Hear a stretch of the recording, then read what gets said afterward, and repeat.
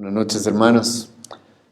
Abramos nuestras Biblias en el Evangelio de Lucas, capítulo 9. Hoy día vamos a continuar el pasaje que hemos dejado la semana pasada pendiente. Tenía planificado la semana pasada enseñar todo el versículo, del versículo 23 al 26, pero no por temas de tiempo no hemos podido concluir el pasaje.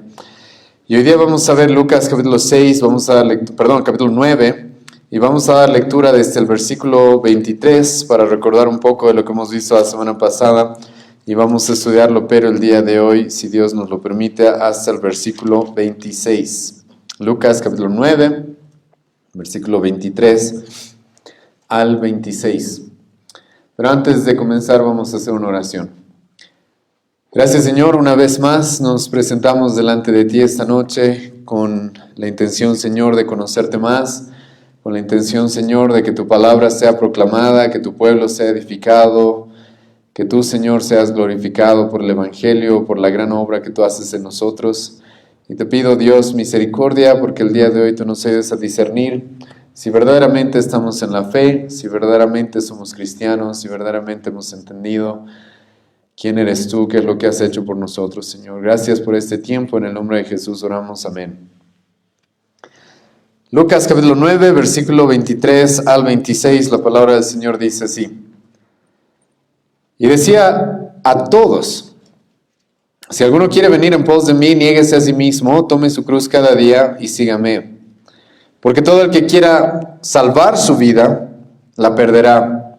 Y todo el que pierda su vida por causa de mí, éste la salvará. Pues ¿qué aprovecha el hombre si gana todo el mundo y se destruye o se pierde a sí mismo?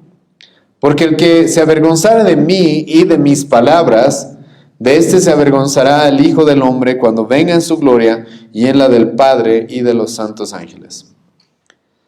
Bueno, hermanos, estamos en una sección muy importante en el Evangelio de Lucas, porque Jesucristo nos va a mostrar claramente cuáles son las características de los verdaderos discípulos, de los verdaderos creyentes. Lamentablemente, como en todas las épocas, hermano, ha habido personas que han aparentado ser algo, pero que realmente no lo son. En nuestra época esto es algo común, hay mucha gente que se llama cristiana, que supuestamente asiste a una iglesia todos los domingos, pero cuando ves de manera más cercana su vida te puedes dar cuenta de que no ha habido realmente un cambio trascendental en ellos, de que siguen viviendo conforme a sus deseos, conforme a sus ideas, conforme a sus planes. Dios, Cristo, la palabra, el evangelio, la iglesia es más o menos como un accesorio más en su vida. Pero Jesucristo, como ya he mencionado, el día de hoy nos va a mostrar qué es un verdadero discípulo. ¿Quiénes son verdaderos discípulos? Y algo muy importante, hermanos, como hemos visto la semana pasada en este pasaje, es que los discípulos, hermano, habían hecho una confesión muy importante acerca de Jesucristo. Y creo que ese es un detalle, hermanos, muy importante. Porque Jesucristo les preguntó a sus discípulos: ¿quién dice la gente que soy? Lamentablemente la mayoría de la gente en su época estaba confundida y equivocada respecto a quién era Cristo. Y Jesucristo le va a decir a sus discípulos, a los 12 apóstoles, les va a decir: ahora, ¿quién ustedes dicen que yo soy? Y Pedro, en representación de los 12, va a responder y va a decir: tú eres el Hijo de Dios, el Cristo, el Hijo del Dios viviente. Y hemos estudiado, hermanos, qué significa eso. Los discípulos lo reconocieron como el Mesías, el Salvador, lo reconocieron como su única esperanza, lo reconocieron como el cumplimiento que las promesas que Dios había hecho desde Génesis capítulo 3. Y esa, hermanos, es una confesión muy grande, a tal grado que Jesucristo va a decir en Mateo capítulo 16 que sobre esa confesión de que Jesucristo es el Cristo, el Hijo del Dios viviente, su iglesia sería edificada. Jesucristo dijo que sobre esa roca su iglesia sería edificada. Pero esto es muy llamativo, hermanos. Los discípulos acaban de decir algo correcto, acaban de confesar la doctrina correcta, y hermano, Jesucristo es ahora como si les dijera: por si acaso, si esas palabras no vienen acompañadas de una vida que respalde esas palabras, no valen nada. Esto, hermano, es muy importante, ¿sí? Porque mucha gente va a poder repetir la doctrina correcta. Mucha gente va a poder repetir la teología correcta.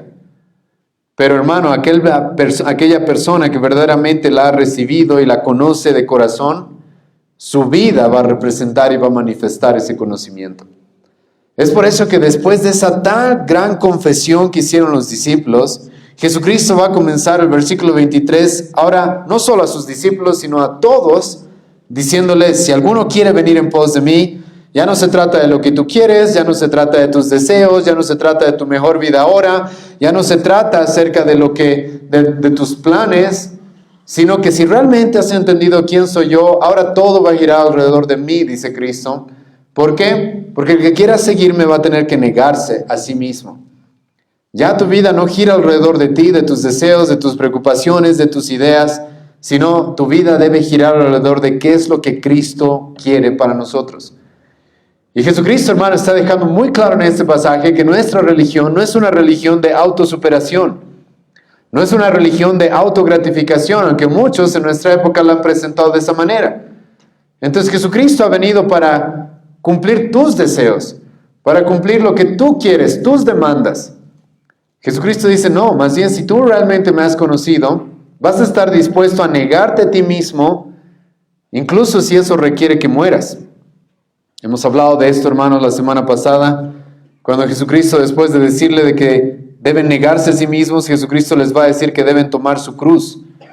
¿A qué estaba haciendo referencia Jesucristo cuando mencionó la cruz, hermano? La gente en aquella época, hermano, sabía a qué se refería Jesucristo con la cruz. La cruz, hermano, se refería no solamente a problemas, sino se refería literalmente, hermano, a la muerte. A la muerte. Y Jesucristo, hermano, aquí les está presentando a los discípulos lo que va a requerir el cristianismo. Ahora, aquí yo sé, hermano, que encontramos algunas paradojas que son muy importantes que las podamos entender y aclarar. La salvación es gratis.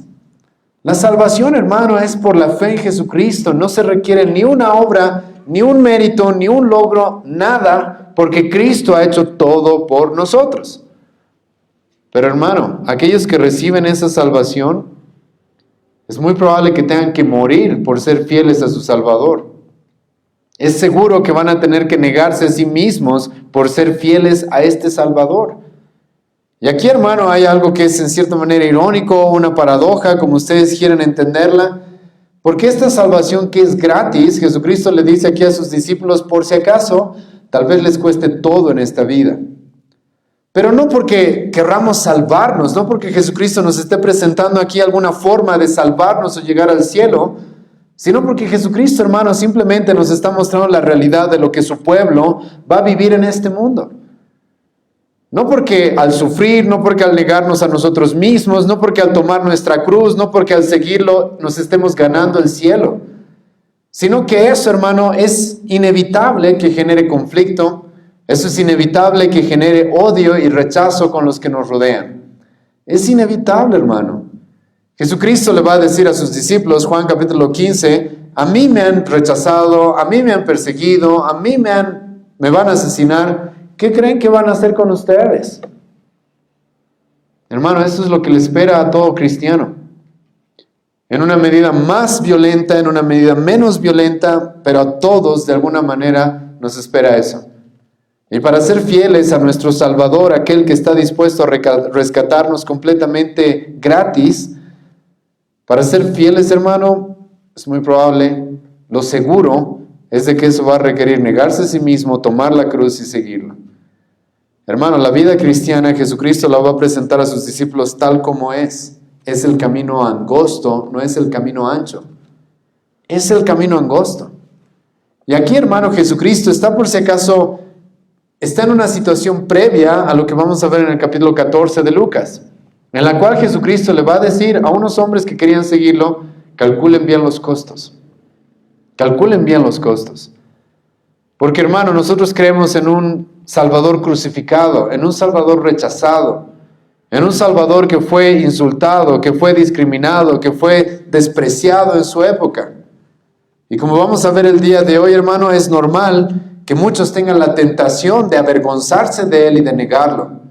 Y por eso Jesucristo aquí nos muestra claramente que lo que va a requerir el cristianismo es de que más bien nos neguemos a nosotros mismos, no lo neguemos a él, que estemos dispuestos a morir por Él y que estemos dispuestos, hermano, a seguirlo. ¿Qué significa esto de seguirlo? Hemos visto la semana pasada eso.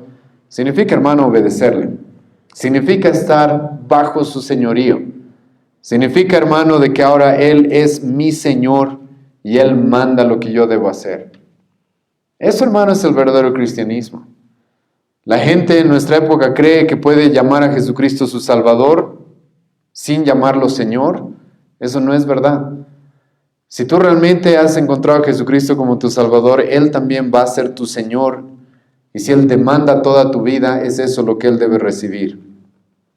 Y no solamente si Él demanda, porque literalmente en este pasaje, hermano, es lo que está demandando. Y ahora hemos visto en el versículo 23 este tema de negarse a sí mismo, hemos visto este tema de tomar la cruz, hemos visto este tema de seguirlo. Y ahora del versículo 24 al 26 vamos a ver la advertencia que Jesucristo nos va a dar si es que no tomamos esta decisión. Jesucristo aquí, hermano, no te está dando una opción de vida, entre otras.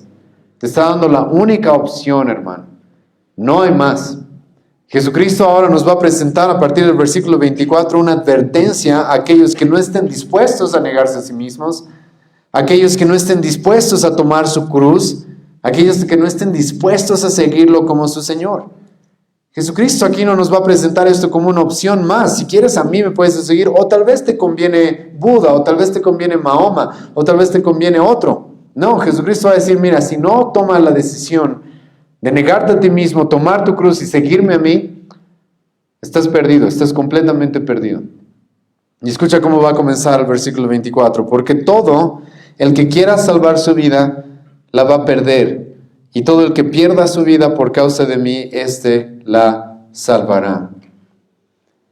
Hermano, lo que Jesucristo nos está presentando aquí no es una opción entre muchas. Es la única opción. Negarnos a nosotros mismos, seguirlo y estar dispuestos a entregarle nuestra vida a aquel que ha dado su vida por nosotros, no es una opción más. O haces eso o estás completamente perdido. No va a haber, hermano, en el último día, dos ganadores. Aquellos que han decidido seguir a Cristo fielmente y aquellos que no, pero igual han terminado salvos. No va a haber eso. Aquellos, como muchos han dicho, que son creyentes solamente y otros son discípulos, los dos, no va a haber dos tipos de ganadores. Solamente, hermano, va a haber personas las cuales han estado dispuestas a negarse, a tomar su cruz y a seguirlo. No va a haber más. Y Jesucristo aquí nos presenta esto de una forma paradójica y nos dice cosas que parece que fueran contradicciones. Jesucristo nos dice, escucha, porque si tú estás intentando salvar tu vida, ¿qué es lo que va a suceder? Lo vas a perder. Pero en oposición a esto, si tú estás dispuesto a perder tu vida, ahora escucha bien esto. Esto es muy importante. Jesucristo dice, por causa de mí. Entonces, la vas a salvar. Ahora, ¿qué está diciendo Jesucristo acá, hermano? Esto de salvar su vida es una expresión para aquellos que creen que aquí y ahora está su recompensa. Personas que creen que con lo que puedan conseguir aquí y ahora, eso es suficiente. Personas las cuales Jesucristo nos ha presentado en el capítulo 6, si quieren pueden retroceder un poco conmigo. Cuando Jesucristo, no sé si te acuerdas, pero nos habló acerca de los ricos en este mundo. Ahora no se está refiriendo específicamente a los ricos que tienen dinero, sino Jesucristo, hermano, se estaba refiriendo, y hemos estudiado estos pasajes, se estaba refiriendo, hermano, a aquellos que ya se sienten completamente satisfechos con lo que tienen acá. Aquellos que Jesucristo nos va a decir que ya están llenos, que creen que nada les falta. Y Jesucristo les va a decir, ok, ustedes ya tienen su recompensa aquí en este mundo y no van a recibir absolutamente nada más. Escucha el versículo 24 de Lucas capítulo 6, mas ay de vosotros ricos, porque ya tenéis vuestro consuelo. Ay de vosotros los que estáis ahora saciados, porque tendréis hambre. Ay de vosotros los que ahora reís, porque lamentaréis y lloraréis. En otras palabras, Jesucristo está hablando aquí de personas que creen que su fin principal, que su propósito de vida es encontrar su mejor vida aquí y ahora. Y Jesucristo dice, ¿tú quieres eso en esta vida? Pues vas a terminar perdiéndolo todo. Personas que creen que pueden llegar a estar satisfechas con lo que logren o alcancen en esta vida. Personas que creen que lo temporal, que lo efímero va a poder realmente llenar lo que su alma, va a poder satisfacer lo que su alma requiere y lo que la justicia de Dios requiere. Jesucristo dice, estás muy mal porque vas a perderlo absolutamente todo. Y Jesucristo en este mismo Evangelio de Lucas nos va a dar ejemplos de este tipo de personas. Vamos a estudiar en un tiempo Lucas capítulo 16, donde Jesucristo nos va a presentar la parábola del rico y Lázaro. Ahora esa parábola, yo sé, hermanos, y lo vamos a estudiar en un tiempo, que tiene que ver sinceramente con el tema de la suficiencia de las Escrituras. Su tema central es ese, de que las Escrituras son suficientes para salvar a un pecador. No se necesitan milagros, no se necesitan ese tipo de cosas. Vamos a estudiar eso. Pero en medio de que Jesucristo explica eso, Jesucristo nos presenta esta figura. Un hombre como Lázaro, que no tenía nada en este mundo, que lo había perdido absolutamente todo, y luego un rico vestido de púrpura. Y si tú conoces un poco del contexto al que Jesucristo está refiriéndose, sabes que Jesucristo se está refiriendo a los líderes judíos, que normalmente andaban vestidos así. Líderes judíos que creían que ya tenían lo suficiente para entrar al cielo.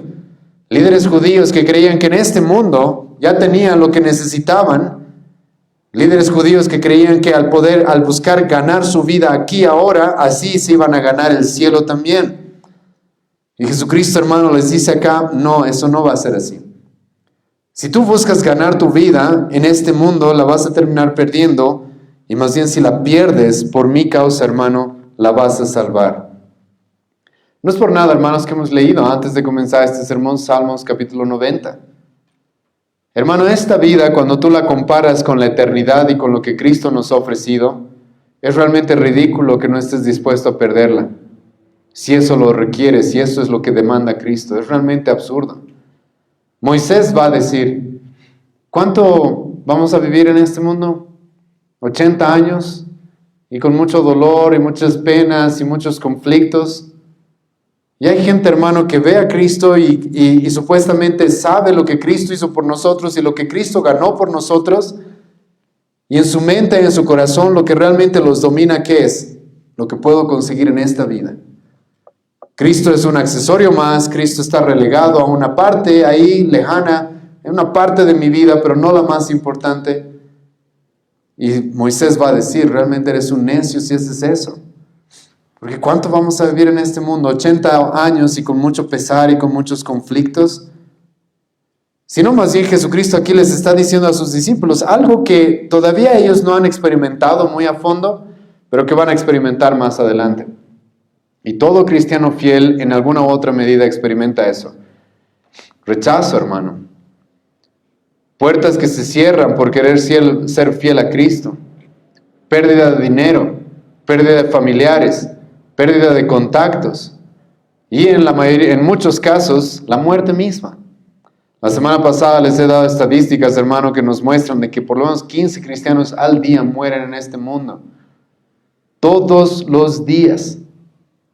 Y hermano, Jesucristo le está adelantando a sus discípulos que por si acaso, cuando llegue eso, va a ser una prueba para ver dónde realmente está su corazón. Y que si realmente han entendido de que Él es el Cristo, el Hijo del Dios viviente que vino a morir por ellos para rescatarlos y para regalarles la eternidad junto a Él, ¿qué es lo que va a pasar con el verdadero cristiano? Va a estar dispuesto a perder lo que tenga que perder en este mundo. Eso es lo que va a pasar con el verdadero cristiano. El verdadero cristiano entiende que no es para nada necio perder aquello que no podemos conservar. Hermano, igual no vas a poder conservar nada en esta vida. Ese es el argumento de Pablo en 1 Timoteo capítulo 6. Con nada viniste, con nada ¿qué? Te vas. Es la verdad. Y el cristiano, hermano, cuando tiene en perspectiva quién es Cristo y qué es lo que Cristo ha hecho por mí, qué es lo que Él ha ganado por mí, realmente las cosas de este mundo, hermano, uno está dispuesto a perderlas. ¿Por qué? Porque no es necio perder aquello que no puedo conservar para ganar aquello que nunca nadie me va a poder quitar. No es necio hacer eso. Pero Jesucristo mismo, hermano, ya nos ha dicho y hemos estudiado la parábola de las semillas, ¿te acuerdas? Personas que reciben supuestamente bien el evangelio y que supuestamente se alegran por un tiempo, pero vienen los placeres de esta vida, Pero vienen los afanes de esta vida y las tentaciones de las riquezas y los deseos de este mundo. ¿Y qué es lo que hacen? Se mueren. Se mueren. Hermano, el Evangelio va a exigir que entregues tu vida en sacrificio vivo. El apóstol Pablo literalmente dice eso, Romanos capítulo 12, versículo 1. Si has entendido quién es Cristo, ahora entrega tu vida en sacrificio vivo a Él. Y si realmente has comprendido, hermano, a Cristo, esto es lo que vas a estar dispuesto a hacer. Hemos visto en otra ocasión, hermano, Mateo capítulo 13. En Mateo capítulo 13, Jesucristo nos muestra cuál es la actitud y la reacción de aquellos que verdaderamente han llegado a la salvación, que verdaderamente han entendido lo precioso y lo increíble que Jesucristo ha ganado por nosotros al morir en esa cruz. ¿Te acuerdas? Jesucristo nos va a decir, el reino de los cielos es como esto, que un hombre encontró una perla de gran precio, ¿y qué hizo? Vendió todo lo que tenía. ¿Para qué? Por esa perla. Jesucristo va a decir, el reino de los cielos es como un hombre que encontró un tesoro en un campo. ¿Y qué es lo que hizo ese hombre? Va a estar dispuesto a vender todo absolutamente para comprar ese campo. Y hermano, Jesucristo aquí simplemente les está diciendo a los discípulos lo que es lo obvio. Si ustedes me han llamado el Cristo, el Hijo del Dios viviente, si ustedes van a verme a mí morir por ustedes para regalarles gratis la vida eterna, es obvio de que si ustedes son enfrentados con qué prefieren, esta vida o Cristo, van a decir Cristo. Estoy dispuesto a perderlo todo. Por eso el apóstol Pablo va a decir sin dudar, yo tengo por todo, ¿por qué? Por basura. Nada, mi reputación, mi familia incluso, todos mis títulos, todos mis logros, mi posición en la sociedad, Pablo va a decir es basura para mí por el conocimiento de Cristo. Filipenses capítulo 3. Y hermano, esto es ¿por qué? Porque el cristiano ha encontrado algo mucho más valioso que no encuentra en este mundo. Y ahora en este mundo, hermano, no voy a negar, y como he mencionado la semana pasada, hoy día también vamos a ver lo que Jesucristo no está haciendo aquí por si acaso es un llamado al monasticismo o que nos volvamos monjes o algo así, no. Pero hermano, el verdadero cristiano sabe que no hay nada más valioso en este mundo, no hay nada tan valioso en este mundo como Cristo. Y cuando me ponen estas dos opciones, o el mundo y lo que me ofrece Cristo, hermano, no hay discusión, no hay discusión. Hermano, no hay debate. Es Cristo. Y Jesucristo dice, mis verdaderos discípulos van a estar dispuestos a hacer eso. Y más vale que estén dispuestos a hacer eso, porque el que quiera salvar su vida, ¿qué va a pasar? La va a perder. El que pierda más bien su vida por causa de mí, la va a salvar. Y ahora Jesucristo en el versículo 25, hermano, literalmente, como ya les he adelantado, nos llama en cierta manera a evaluar los costos. ¿Qué va a costar seguirlo a Jesucristo? Evaluemos, hermano, ¿qué es lo que más valor tiene? Escucha el versículo 25, pues, ¿qué aprovechará al hombre si gana todo el mundo y se destruye o se pierde a sí mismo? Escucha lo que Cristo dice. ¿De qué le va a servir al hombre que gane todo el mundo y se destruya y se pierda a sí mismo? Ahora, hermanos, quiero ser un poco equilibrado en esta noche, como lo he hecho también la semana pasada. Y debo recordarles de que lamentablemente han habido muy malas interpretaciones de estos versículos también. Acabo de mencionar a los monjes, acabo de mencionar a la línea monasticista que ha habido durante un largo periodo de la historia de la iglesia y todavía hasta nuestra época hay. Algunas personas han dicho, ok, este versículo significa entonces yo me voy completamente del mundo, me aíslo, vivo en una cueva, no como absolutamente nada, no tomo lo mínimo para sobrevivir, ¿sí? Y entonces así yo me voy a ganar el reino de los cielos. Hermano, no es eso lo que Jesucristo está diciendo por si acaso. Jesucristo aquí no nos está haciendo un llamado a aislarnos, Jesucristo no nos está haciendo aquí un llamado a meternos en un monasterio, en una cueva, y no vivir en este mundo. Estamos en este mundo. Jesucristo mismo va a decir, Juan capítulo 17, no te pido que los quites del mundo, sino que los guardes del mal. Y ahora eso es importante, hermano, porque los que conocen mi ministerio y saben lo que hemos estado enseñando a lo largo de los años, hermano, ustedes saben de que yo he fomentado por mucho tiempo y sigo haciéndolo, de que el cristiano tiene una responsabilidad ante este mundo. Tenemos la responsabilidad de ser sal y luz. El apóstol Pablo va a decir, tenemos la responsabilidad de reprender las obras de las tinieblas, de confrontarlas. Tenemos la responsabilidad, hermanos, de buscar el bienestar de nuestra sociedad si amamos realmente a nuestro prójimo. Pero, hermano, el punto acá es personas que van a poner por encima de Cristo y su salvación eso. Personas que se van a conformar simplemente con lo que pueden conseguir aquí y ahora y van a creer que ese es el todo del hombre. Y en el contexto, hermano, esto es muy importante porque eso es lo que estaba pasando. Vayan conmigo a Mateo capítulo 16. Literalmente eso es lo que estaba pasando. La semana pasada hemos visto un poco de esto en Mateo capítulo 16, donde estamos en el mismo pasaje que Lucas, ¿sí? Solo que Mateo nos da algunos detalles extras de lo que había sucedido en aquel momento.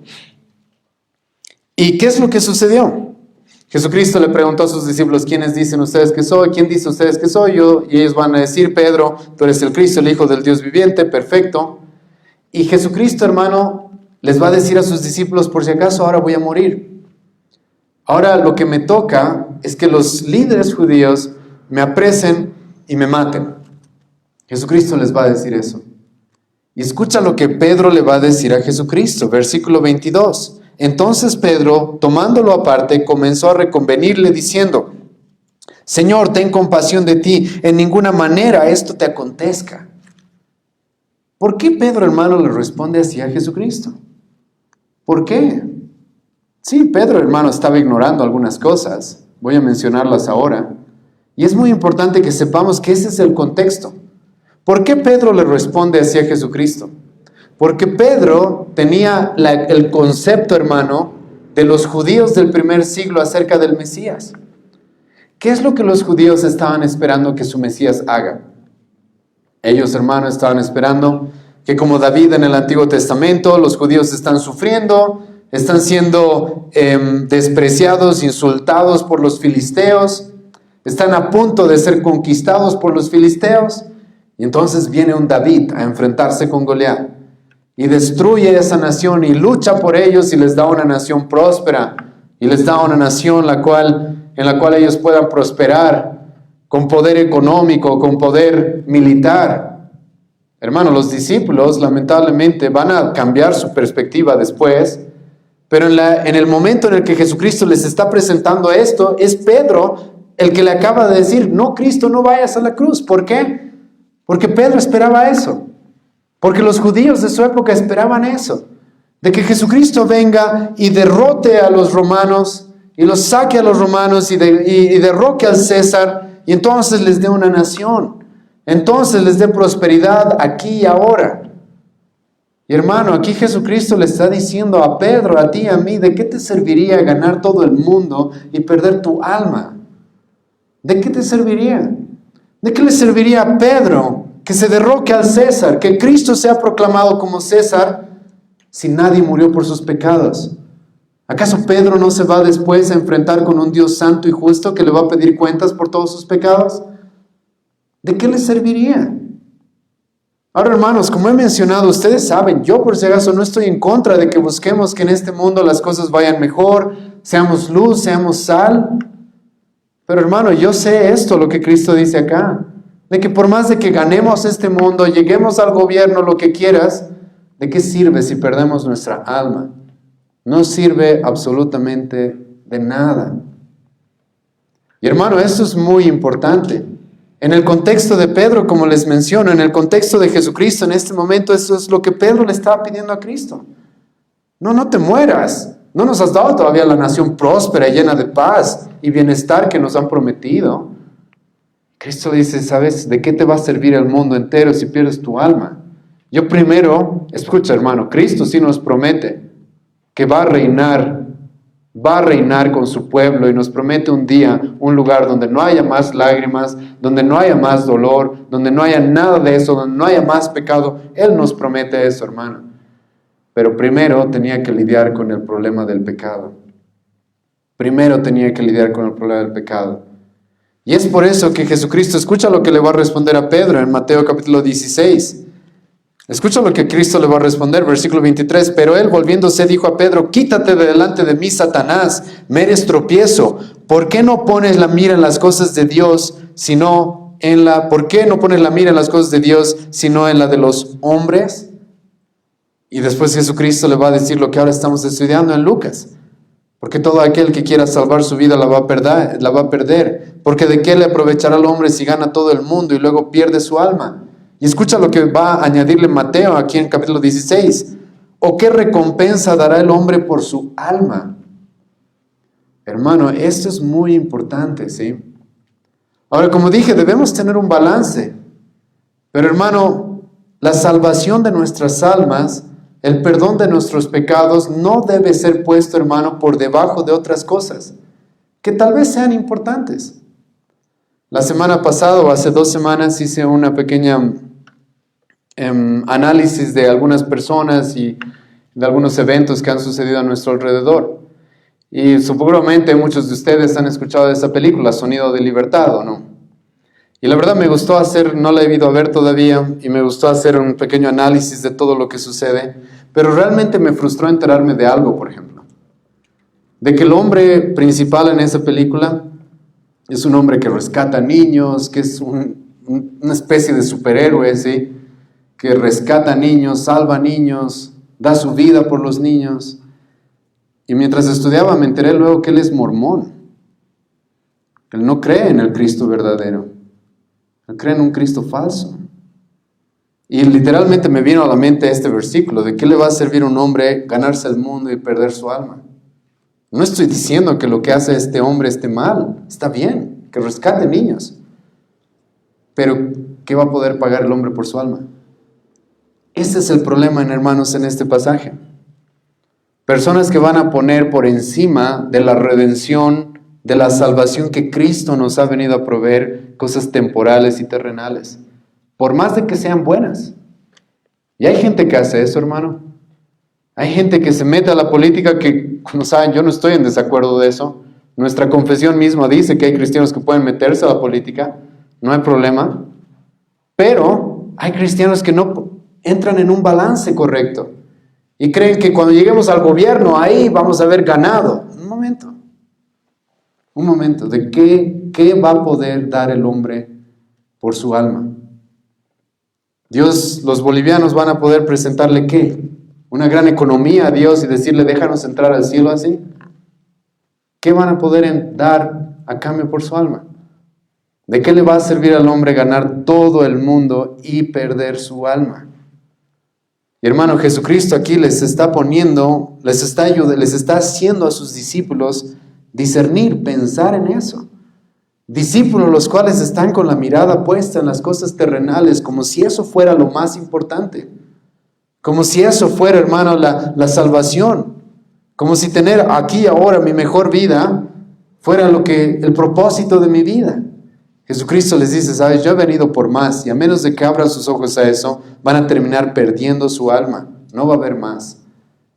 Y aquí va a añadirle Jesucristo una advertencia más en el versículo 26. Escucha lo que dice: porque el que se avergonzare de mí y de mis palabras, de este se avergonzará el Hijo del Hombre cuando venga en su gloria, y en la del Padre y de los santos ángeles. Escucha lo que Jesucristo está diciendo, ¿sí?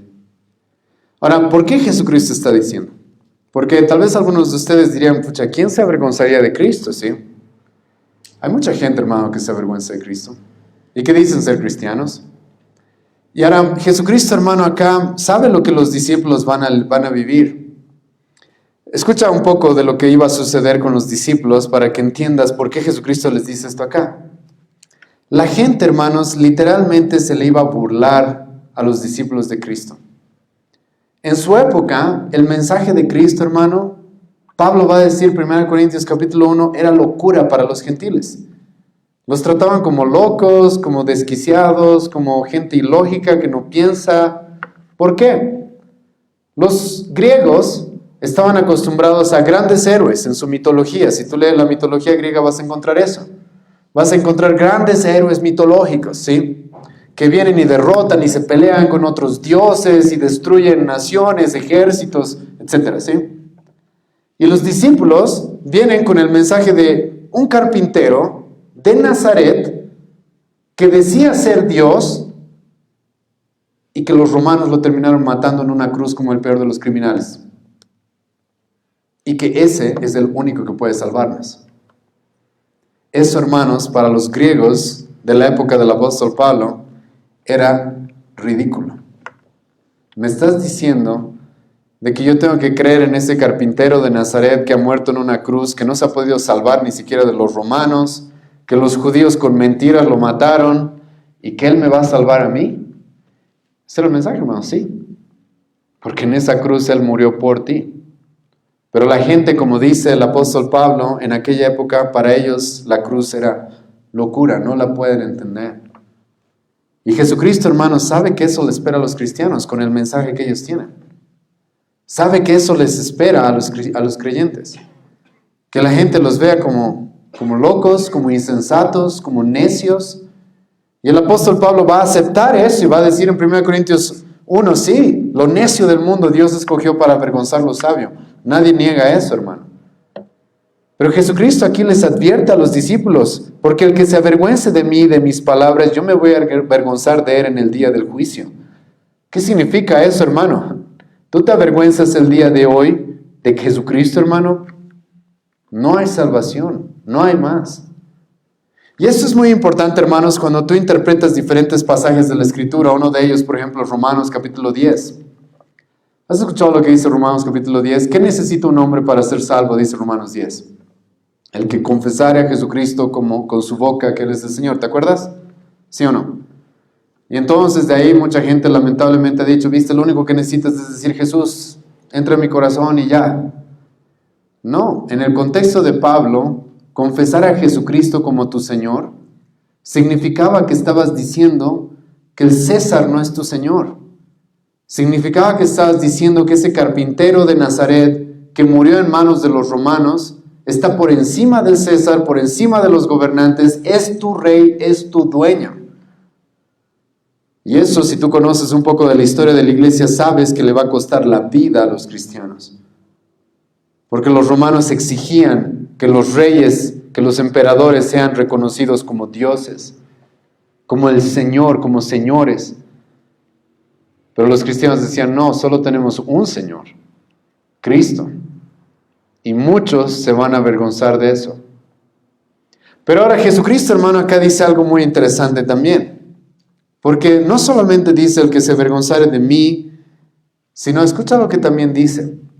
El que se avergonzare de mis palabras. Y creo que esto, hermano, es algo muy, muy fuerte. Vivimos en una época, hermano, en la que la gente está dispuesta a ponerse una polera que diga Jesús te ama o no. Está dispuesta a hacer eso. Pero ¿está dispuesta a predicar todo lo que Cristo predicó? ¿Está dispuesta a enseñar todo lo que Cristo enseñó en su palabra? ¿Están dispuestos a hacer eso? Jesucristo dice, el que se avergüenza de mí o de mis palabras. Hermano, esto es muy importante cuando tú leas lo que el apóstol Pablo dice en Romanos capítulo 1. ¿Te acuerdas Romanos capítulo 1, versículo 16? No me avergüenzo del evangelio, porque es poder de Dios para salvación. Ahora, hemos estudiado Romanos en esta iglesia hace bastante tiempo. Y hermano, cuando Pablo dice, yo no me avergüenzo del evangelio, ¿tú te acuerdas qué es lo que hemos visto en Romanos? Algunos han estado en esos estudios. Pablo, hermano, va a hablar de todo tipo de doctrinas en Romanos. La depravación del hombre, la falsa religiosidad. Pablo va a confrontar el pecado de judíos, griegos, romanos, de todo el mundo. Pablo va a hablar, hermano, de la predestinación, de la elección. Pablo va a hablar, hermano, de muchas cosas que tenían relación con el evangelio, con Cristo. Y cuando él dice, yo no me avergüenzo del evangelio porque es poder de Dios, él está diciendo, yo no me avergüenzo de nada que tenga que ver con Cristo y su mensaje, nada. Y hermano, a mí sinceramente me asusta leer este pasaje y me encuentro con un montón de cristianos que cuando ven doctrinas en la Biblia dicen, no, mejor no hablaremos de eso. Cuando ven doctrinas en la Escritura, que son controversiales, no lo voy a negar, dicen, no, mejor no hablaremos de eso. Incluso en nuestra época ves pastores que supuestamente se creen los grandes ungidos que literalmente cortan partes de la Biblia a su gusto. Entonces ves pastores que dicen, sabes, yo no hablo mucho del infierno, ese no es mi tema. ¿Acaso Cristo no habló del infierno? No, yo no hablo mucho del pecado, ¿sí? Porque eso, lo mío es realmente el amor, la superación. Escucha, hermano, lo que Jesucristo dice, aquel que se avergüenza de mí o de mis palabras, yo me voy a avergonzar de él en el último día. Y esto, hermano, de avergonzarse de nosotros, esto, hermano, de avergonzarse de nosotros significa de que en el último día, hermano, lo único que te espera escuchar es, yo no te conozco a ti, yo no sé quién eres. Yo no sé quién eres, tú no eres parte de mi pueblo, tú no eres parte de mi iglesia. Tú no eres parte de mi iglesia, tú no eres parte de los míos. Y hermano, aquí Jesucristo, como hemos dicho, y así se titula este sermón y el anterior, está haciendo un llamado al verdadero discípulo, al verdadero discipulado. Hermanos, lo que Jesucristo está demandando acá es lo que demanda de todo verdadero cristiano, todo verdadero cristiano. Ahora, hermano, yo sé que fallamos muchas veces, pero en última instancia y al final del día, este es el carácter que se ve en el cristiano. Al estudiar este pasaje también me puse a pensar en Pedro. Es inevitable pensar en Pedro, ¿sí o no? Porque lees aquí al que se avergüence de mí o de mis palabras y luego te acuerdas un momento, pero Pedro, ¿qué va a hacer? Lo va a negar 3 veces, ¿sí o no? ¿Y ahora qué pasó con Pedro? Bueno, Pedro cayó. Pedro se equivocó. No lo puedo negar, nadie lo puede negar. Pero ¿sabes cómo Pedro murió? ¿Sabes qué pasó con Pedro después de esa caída y después de un arrepentimiento verdadero? Estamos estudiando los miércoles 1 Pedro con los hermanos de la evaluación pastoral. Literalmente Pedro le va a mandar a los cristianos una carta diciéndoles soporten todo lo que tengan que soportar por Cristo y sufran alegres por Él. ¿Y sabes cómo va a morir Pedro? Ya no va a morir negándolo 3 veces. Ya no se va a escapar porque una mujer le diga, creo que tú eres cristiano. No. Va a decir, crucifíquenme y de cabeza porque no me merezco ser crucificado igual que mi Señor, después de haber visto a su esposa ser crucificada. Entonces yo sé, hermanos, que como cristianos a veces fallamos y nos equivocamos. Pero al final del día Jesucristo nos dice, este es el carácter que se va a ver en los míos. Este es el carácter que se requiere de aquellos que verdaderamente han entendido quién soy yo, que verdaderamente han dicho que yo soy el Cristo, el Hijo del Dios viviente. Y el llamado que Jesucristo está haciendo acá, hermano, es al resolver, al tener una resolución y examinarnos a nosotros mismos y probar si verdaderamente lo estamos siguiendo o no. Porque esto no es juego, o lo estás siguiendo verdaderamente o no, o estás en este camino que Jesucristo nos está mostrando que es el camino angosto, o estás en el camino ancho, no hay más. Una de dos. Y Jesucristo, hermano, aquí los está confrontando a estos discípulos que dijeron palabras muy lindas y les está diciendo, ok, si esas palabras son verdaderas, esto es lo que va a requerirse de ustedes. Esto es lo que va a demostrar que realmente esas palabras son verdaderas. Y hermano, ruego al Señor que acá estemos presentes, aquellos que verdaderamente hemos confesado a Cristo como nuestro Señor, y nuestra vida verdaderamente lo manifiesta. Porque si no, hermano, Jesucristo dice acá, yo me voy a avergonzar de ustedes en el último día. No les va a ir bien en el último día.